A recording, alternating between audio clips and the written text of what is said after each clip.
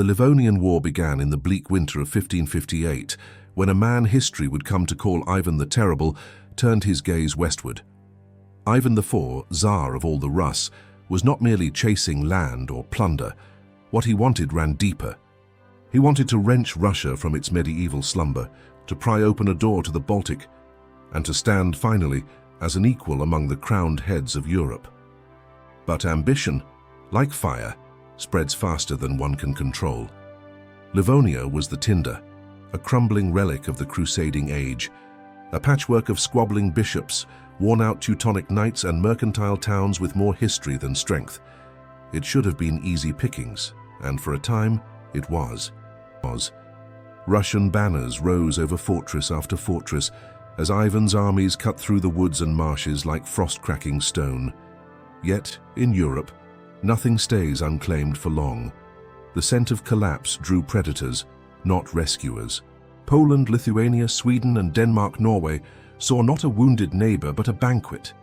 The question was never, should we intervene? It was, how big a piece can we carve off for ourselves?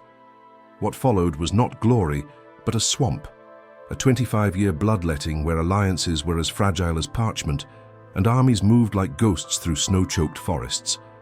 Towns were sacked, rebuilt, and burned again. Civilians, peasants, and nobles alike learned to fear the sound of hooves more than the howl of wolves. Ivan's early momentum sputtered into exhaustion. His armies, stretched and starved, could not hold the lines forever. Rebellions flared like dry grass in summer. Famine stalked the countryside. The Tsar, increasingly paranoid and isolated, lashed out more at his own people than at his enemies. By the 1580s, the tide had turned. Russia, once the aggressor, was now the cornered beast. From the north came the Swedes, cold and methodical. From the west, the Commonwealth, driven forward by the will of one man, King Stephen Bathory. Some men ascend thrones and wear the crown like decoration. Others forge it anew with fire and resolve. Stephen Bathory was the latter. When he was elected king of the Polish-Lithuanian Commonwealth, few could have guessed that the exhausted, fractured realm was about to rise with a vengeance. The Livonian War, already dragging into its third decade, had sapped the strength of nations, but Bathory didn't see a quagmire. He saw unfinished business and an opportunity to redraw the map of the North. He made no secret of his ambitions. From the moment he tightened the sash of his mail cloak, he declared that the war with Moscow would not end in stalemate. His aim was simple and uncompromising: reclaim every inch of Livonia lost in the chaos of earlier campaigns, and then take the rest. But a throne is never uncontested. Before turning his eyes east, Bathory had to turn them inward. Gdansk, proud, wealthy, and rebellious, refused to recognize his rule. Months turned into years as he beat back this resistance. While the king consolidated power at home, Ivan IV of Russia saw his moment. In 1577, the Tsar struck. Like a bear sensing weakness in the fold, Ivan lunged into Livonia. His forces surged forward, taking town after town. For a time, it looked as though Russia might fulfill its dream of a Baltic corridor. But dreams, as history often reminds us, are fragile things. By 1578, the tides began to turn, and turn swiftly. With his grip on the Commonwealth now firm, Bathory moved with the urgency of a man racing the seasons.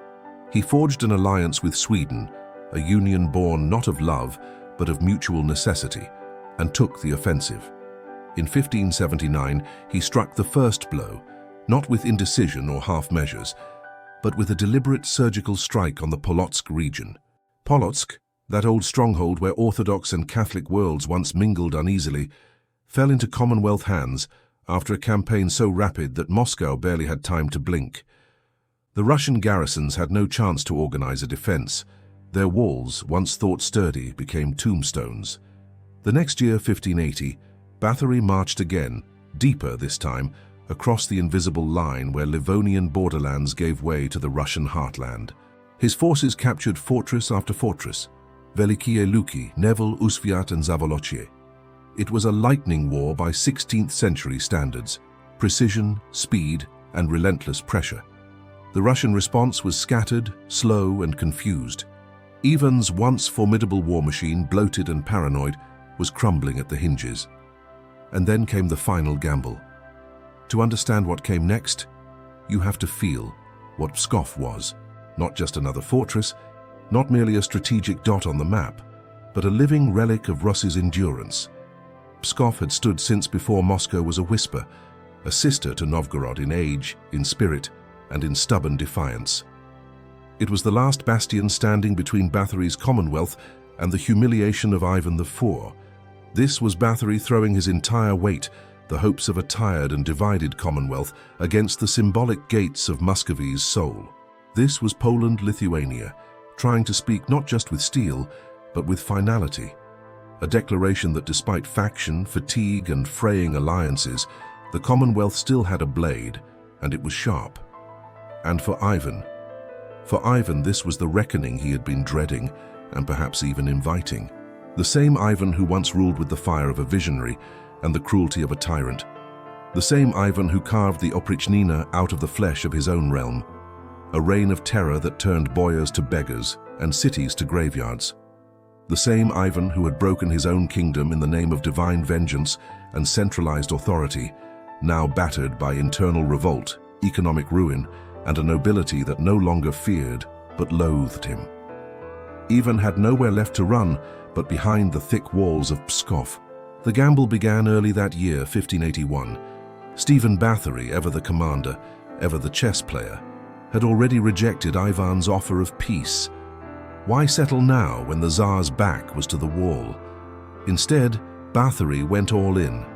He borrowed coin from every corner of Europe, from Duke Albrecht Friedrich of Prussia, whose regent he himself had installed, from the electors of Saxony and Brandenburg, and from the very coffers of the Commonwealth, whose nobles and peasants alike begged for this to be the final campaign.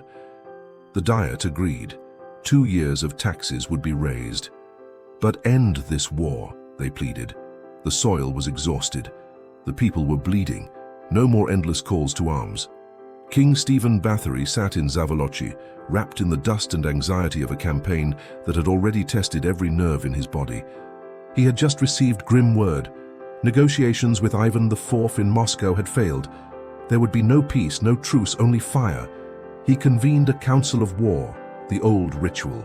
Men with scarred faces and cold eyes, draped in armor and furs, hunched over maps marked with the lifeblood of nations. But there was no unanimity here, not even close. Some argued for Novgorod, a bold strike, a straight shot at the heart of northern Russia.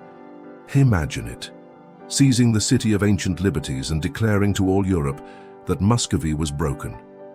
But there was a problem, a big one. Pskov was no idle dot on parchment. It was a fortified bastion, an old wolf curled up on the flank of the invasion route, and it was very much alive. To bypass it would be to leave a dagger at their backs with enemy forces concentrated and waiting. The king had no choice. Even if his heart leaned toward a more ambitious prize, he bowed to military reason. Pskov it would be. And so the army was summoned. Not just an army, mind you, a host. A war machine unlike anything the region had seen in living memory. 55,000 souls moved eastward like a slow-rolling avalanche. 20,000 of them were seasoned fighters. The rest, a swirling tide of cooks, servants, sappers, smiths and scribes. A kingdom in motion. Out of that host, 47,000 were pure steel. Picture it, 10,000 crown cavalry, a blend of noble hussars in their winged splendor, 6 banners of Cossack riders, wild and fierce, and 5 companies of mounted arquebusiers, their matchlocks oiled and ready. 11,000 infantry followed, Poles, Germans, Hungarians, a composite of cultures molded by years of continental conflict, now speaking the language of musket and pike. From Lithuania came another 5,000, horse and foot both, joined by 3,000 Cossacks. Unpredictable and relentless, their loyalty often tested, but their courage never in doubt. And behind them marched 15,000 men, nobles, landowners, freeholders, each with his own reasons for being there. Some for God, some for gold, some because they had nowhere else to go. And then the guns. 20 great battering rams and dozens of lighter field pieces, instruments of thunder and ruin. But even here there was a shadow hanging over the campaign. Gunpowder was short, critically short. The barrels were polished, the cannonballs ready, but the powder kegs were half full. And that meant every shot fired at walls would come at a cost, and every misfire would echo with frustration. By the late 16th century, Pskov wasn't just a city, it was a declaration, a line drawn in granite and blood, a statement that said, "Here, the land holds." While kings came and went, while borders shifted like sand, Pskov endured. And it did so behind some of the most formidable defenses in Eastern Europe. Imagine it, a ring of stone nearly 10 kilometers long, bristling with 37 towers and 48 gates, each one a nerve ending in a vast body built for war. The fortress wasn't a single wall, but a system of concentric layers of resistance. The big city, the middle city Daumantas's fortified quarter, and the ancient Kremlin at its heart, where bells tolled in rhythms known only to those who had buried friends under these walls.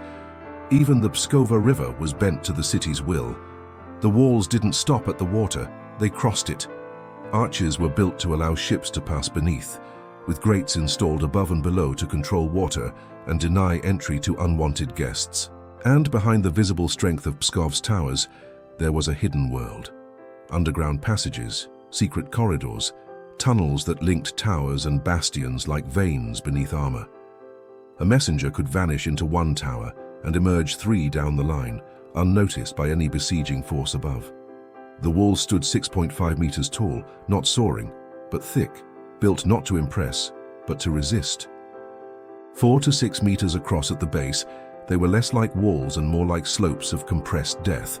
Siege ladders would struggle, cannons would roar for days before the stone even flinched. And the men within, they weren't just defenders, they were heirs to this fortress. Each tower had its lineage, each passage its legend. The Russian High Command, led by Prince Ivan Shuisky, had known for over a year that Pskov was next. When Polish banners appeared on the horizon in the summer of 1581, no one was surprised. The Commonwealth had taken Polotsk, they'd stormed Veliki Luki. They were coming, everyone knew it. The only question was whether Pskov would break or hold. Shuisky prepared as best he could. About 1,000 local cavalry, 2,000 Tatar auxiliaries, 500 mounted Cossacks, wild, fast, and unpredictable, and nearly 2,700 streltsy.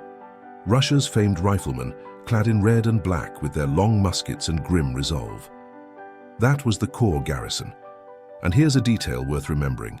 When Polish scouts captured prisoners near the Pskov walls, they reported the numbers almost exactly, which meant Shuisky had done something rare in that era, kept a secret. No inflated boasts, no misleading deceptions, just quiet readiness.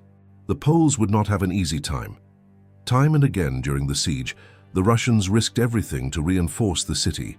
Through night marches and sudden thrusts, they sent in fresh blood. Twice they succeeded, once with 300 riflemen under Fyodor Mioyedov, a man whose name, Meat Eater, seemed forged for battlefield legend, and another time with a detachment under Kozlo, who slipped past enemy lines and vanished into the maze of Pskov like smoke in winter air. Those men knew what they were walking into. They weren't relieving a city. They were becoming its bones. They'd fight from rooftops, from windows, from the shadows between towers. Their war would be cold, loud, and desperate. It would stretch into weeks, then months, then longer. You see, numbers lie. They always have, especially in war. When the Polish-Lithuanian forces laid their eyes on Pskov in 1581, they didn't just see a fortress, they saw a myth in the making. Their scouts reported an army of 40,000 Russians packed behind the walls, bristling with rifles, cannons, and orthodox fury. That was the rumor, that was the fear. But the truth was closer to 10, maybe 15,000 professional soldiers. No more. The rest? They were townspeople. Fathers, artisans, fishmongers, bakers. Ordinary men now handed spears and told to stand firm where armies cracked. They numbered perhaps 20,000, but only a few thousand could be pressed into service in the weaker zones of the defenses. And even then, no one pretended they were hardened warriors. Still, in a siege, raw numbers matter less than something harder to measure. Spirit, familiar ground, and the kind of stubborn resolve that comes when a man defends not just his land, but the church he was baptized in, the street where his daughter plays, the very soil his ancestors died for. And Pskov had something else, something deadly: artillery. Not a few random guns either. Batteries, enough firepower to make even a Polish noble think twice before charging the walls. The city had cannons reclaimed from the ruins of Livonian fortresses, salvaged steel that now pointed outward, ready to roar. And it had what every modern commander would kill for: supply lines intact, reserves of gunpowder, and shot stacked deep in the belly of the fortress. That meant the defenders didn't just wait. They answered every bombardment with one of their own. Day after day, week after week, the walls spoke in thunder, and the earth shook. Now think about this. The average European city under siege in the 16th century would crack not from bombardment but from famine, from fear or from betrayal. But Pskov, it bled but it didn't bend, because behind its cannon-lined parapets stood men who knew why they were there, led by men with steel in their hearts. Ivan Shuisky, the great voivode, was more than a military governor. He was a bulwark of Russian resilience, a steady hand amid the chaos of a tsardom drifting toward crisis. And under him was a cadre of commanders who had seen fire before: Prince Vasily Skopin-Shuisky, Prince Andrei Kvorostinin, Nikita Oshin-Pleshcheyev, and Vasily Lobanov-Rostovsky. These weren't just men of pedigree, they were veterans. They knew the cost of hesitation, and so they acted with brutal clarity. One of their first moves was to burn everything outside the walls. Let that sink in. They torched their own suburbs, the Posad, their homes, shops, granaries, chapels. Every last building beyond the fortress perimeter went up in smoke. Not from enemy fire, but from Russian hands. Why? Because better ashes than shelter for the enemy, better smoldering ruins than a field of timber for Polish siege engines, better scorched earth than a blind spot in your line of sight. It wasn't just a defensive move, it was a psychological line drawn in flame. We'll destroy ourselves before we let you take us. And they didn't stop there. Russian detachments swept through the surrounding countryside, tearing down farms, poisoning wells, and slaughtering livestock. It wasn't cruelty, it was strategy. Let the Polish cavalry ride for miles and find nothing to eat. Let their wagons rot on muddy roads, their horses collapse from hunger. Let winter find them cold, tired, and half-starved outside those grey Pskov walls. But perhaps the most overlooked element in this tale isn't inside the city, it's outside. Beyond the fortress, in the shadows and forests, rode an unlikely ally. Simeon Bekbulatovich, a Tatar Tsar in exile, once seated on the Muscovite throne by Ivan the Terrible himself. In one of the strangest political gambits in Russian history, now stripped of his crown but not his purpose, Simeon commanded 7,500 mounted warriors. They weren't there to meet the Poles in open battle. That would have been suicide. Instead, they harassed, ambushed, cut supply lines, and vanished. Like wolves circling a campfire, they bled the invaders where it hurt the most: their logistics. So it was, in the summer of 1581, on the western edge of Ivan the Terrible's realm, where the ancient fortress city of Pskov stood like a battered shield against the ambitions of a rising empire. And for a brief moment that summer, the fate of Eastern Europe hung in the air like the powder smoke over a battlefield. Stephen Bathory, King of Poland and Grand Duke of Lithuania, had meant to move fast, strike while the Muscovite state was reeling, still bleeding from years of war and internal strife. But history, as it often does, threw a wrench into those plans in the form of a man named Dmitry Kvorostinin. A Russian prince with a taste for the unexpected, Kvorostinin led a deep raid into eastern Lithuania, torching the lands around Orsha, Shklo, and Mogilev. His goal wasn't to conquer, it was to provoke. And it worked. The Polish advance stalled. Bathory delayed the order to march on Pskov. Meanwhile, inside that battered fortress, time was a gift, and the defenders knew how to spend it. Ask yourself, what does a week buy you in a siege? For the men and women of Pskov, it meant firewood chopped, trenches dug, cannon powder packed tight, and prayers whispered beneath icon lamps. It meant one final desperate breath before the long suffocation of siege. By August 18th, the advanced units of Bathory's army reached the southern edge of Pskov, having crossed the Velikaya River.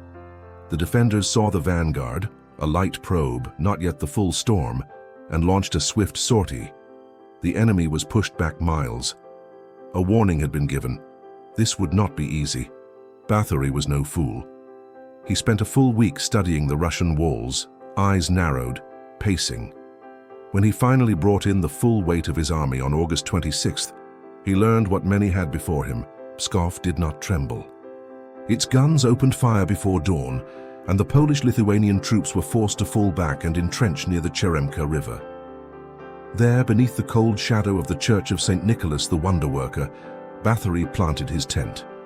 He could see the city walls from his canvas doorway, an ominous silhouette in the grey northern sky. At night, the Russian artillery sang its chorus, thunder, smoke, and steel. The camp was hammered. Men were maimed in their sleep. To rattle the defenders, Bathory tried pageantry. He and Crown Hetman Jan Zamoyski paraded their troops outside the city like peacocks before a storm. It was meant to inspire awe, but inside Pskov, the message was read differently.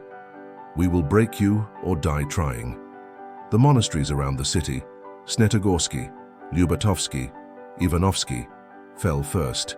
Places of peace were now garrisoned by foreign steel, but even that could not break the spirit within the walls. By September 1st, the siege work began in earnest. Across the Velikaya River, a multinational force took position. Hungarians, Germans, Poles, Lithuanians. They dug trenches with disciplined urgency, always inching forward. Dugouts sprouted like mushrooms. Earthworks rose to blind the fortress gunners.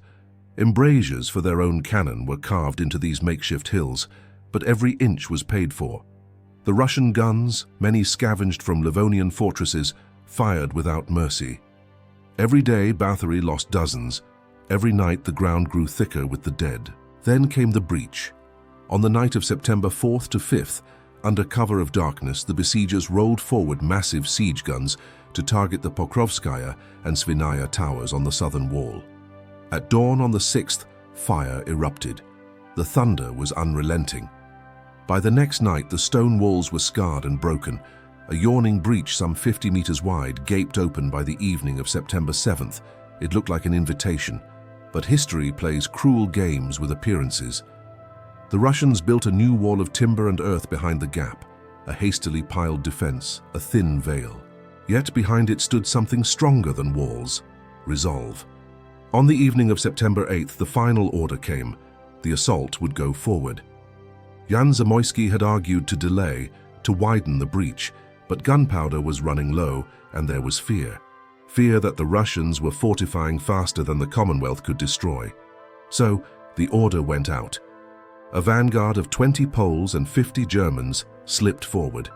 They checked the breach. It looked passable. The banners were raised. Then all hell broke loose. The attackers surged through the shattered towers, firing down into the city. Bathory believed the walls had fallen. He saw his banners flying and thought, Pskov is ours. But beneath those banners, men were dying.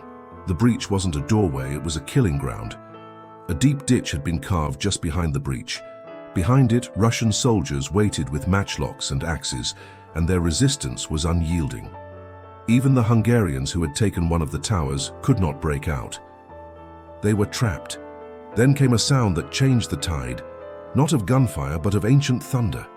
From the heights of the Pokrovsky Raskat, the Russians unleashed the great Bars cannon. A monster of iron, it hurled cannonballs a kilometer through the smoke-filled air. The Pig Tower, one of the captured positions, shuddered under its bombardment. Then came the final act. Barrels of gunpowder were rolled beneath it, and with a roar that shook the night, the tower was blown to splinters. The survivors, those not buried or burned, fled in panic. It was the moment the Russians had waited for. Voivode Ivan Shuisky personally led the counterattack, but he did not march alone. At the head of the charge came monks. Yes, monks. Arseny of the Pechersky Monastery, Jonah Naumov of Snetogorsk, and Abbot Martiri. These were not cloistered priests, but sons of boyars, men raised for war before taking the cloth. Now they carried icons instead of shields. But when they entered the breach, they fought like lions, holy men in hand-to-hand combat, their robes soaked in blood. Behind them came townsfolk, peasants, merchants, and boys too young to grow beards. Some fought, others dragged the wounded to safety. All of them stood, and when the dust cleared, the breach belonged once again to Pskov. The final blow came with fire.